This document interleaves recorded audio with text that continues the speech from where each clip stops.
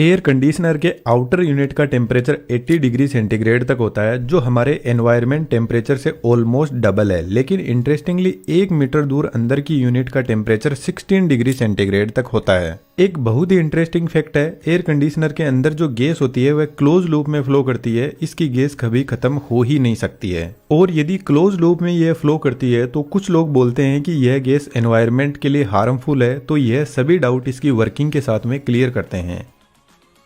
Air conditioner की कोई ज़्यादा कॉम्प्लेक्स इंजीनियरिंग नहीं होती है, स्टार्टिंग होती है कंप्रेसर से। एयर कंडीशनर का हार्ट यही डिवाइस होता है, और इस कंप्रेसर के अंदर आज के मॉडर्न टाइम के अकॉर्डिंग एक एनवायरनमेंट फ्रेंडली गैस भरी जाती है, जिसको R32 बोलते हैं। इस गैस को रेफ्रिजरेंट भी बोल सकते हैं। जब कंप्रेसर इस गैस को कंप्रेस करेगा तो इसका प्रेशर बढ़ने लगेगा, जिसकी वजह से टेम्परेचर भी बढ़ने लग जाएगा, और जब गैस कंप्रेसर से बाहर निकलेगी तो इसका टेम्परेचर होगा 80 डिग्री सेंटीग्रेड। अब इस हाई टेम्परेचर को हमें थोड़ा ठंडा करने की जरूरत है, तो रेफ्रिजरेंट पहुंचता है कंडेंसर कोयल के पास में। आज के टाइम में एसी के ऊपर 100% कॉपर कोयल लिखा रहता है, तो कंपनी इसी कोयल की बात कर रही होती है, क्योंकि कॉपर कोयल की हीट एक्सचेंज क्वालिटी बहुत शानदार होती है, तो ये गर्म और ठंडी बहुत जल्दी हो जाती है। इन इतनी लंबी कोयल से जब रेफ्रिजरेंट फ्लो करेगा तो ठंडा होने लगेगा, और इस कोयल से हीट को जल्दी बाहर निकालने के लिए एक फैन भी लगा रहता है। जब रेफ्रिजरेंट कोयल से बाहर निकलेगा तो इसका टेम्परेचर 50 डिग्री सेंटीग्रेड तक पहुंच जाएगा, लेकिन कंडेंसिंग कोयल के पास में जो गैस कंप्रेसर से मिल रही थी उसको यह लिक्विड में बदल देगा।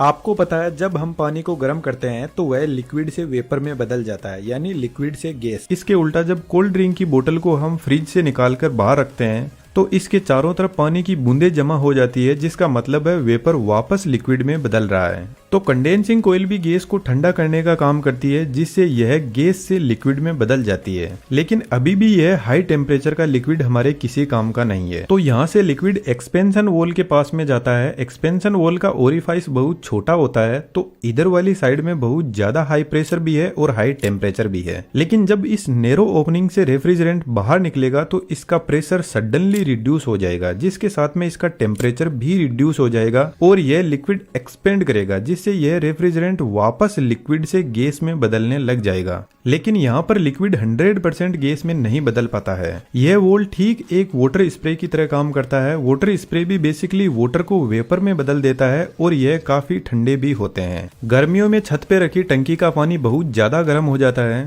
तो उसको ठंडा करने के लिए शावर से आपको पानी का टब भरना होगा, और आप देखना पानी का टेम्परेचर काफी रिड्यूस हो जाएगा। अब यह एकदम ठंडा रेफ्रिजरेंट जाता है हमारे रूम में लगी हुई इवेपोरेटर कोयल के पास में। यह कोयल भी कॉपर की ही बनी होती है, जो हीट एक्सचेंज का काम करती है। अब यह कोयल रूम में कितनी हीट को एब्जॉर्ब करेगी, इसको टन में मापा जाता है। 1 टन लगभग 3500 वोट हीट एक्सचेंज करता है, जबकि 1 टन का एसी 1000 वोट आवर की इलेक्ट्रिसिटी कंज्यूम करता है। जब ठंडा लिक्विड रेफ्रिजरेंट इस कोयल से फ्लो करेगा तो यहाँ पे लगा हुआ फैन इस ठंडक को पूरे रूम में फैला देगा। जिस तरीके से कोल्ड ड्रिंक की बोतल के चारों तरफ पानी इकट्ठा होता है, ठीक वैसे ही इवेपोरेटर कोयल काफी ठंडी होती है, तो इसके चारों तरफ भी वाटर के वेपर इकट्ठा होने लग जाएंगे, जिनको साइड में कलेक्ट करके इस पानी को बाहर निकाल दिया जाता है।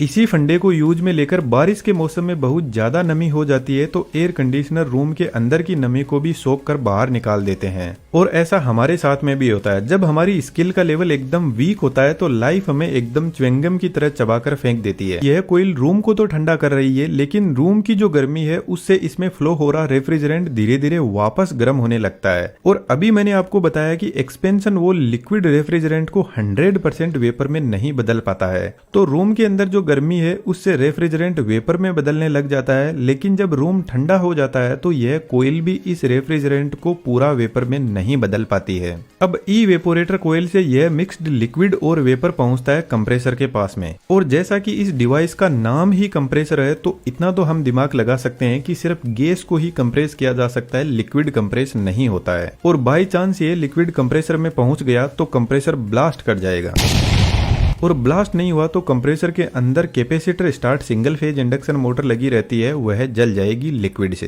तो हमें कंप्रेसर को सेफ रखना बहुत ज्यादा जरूरी है।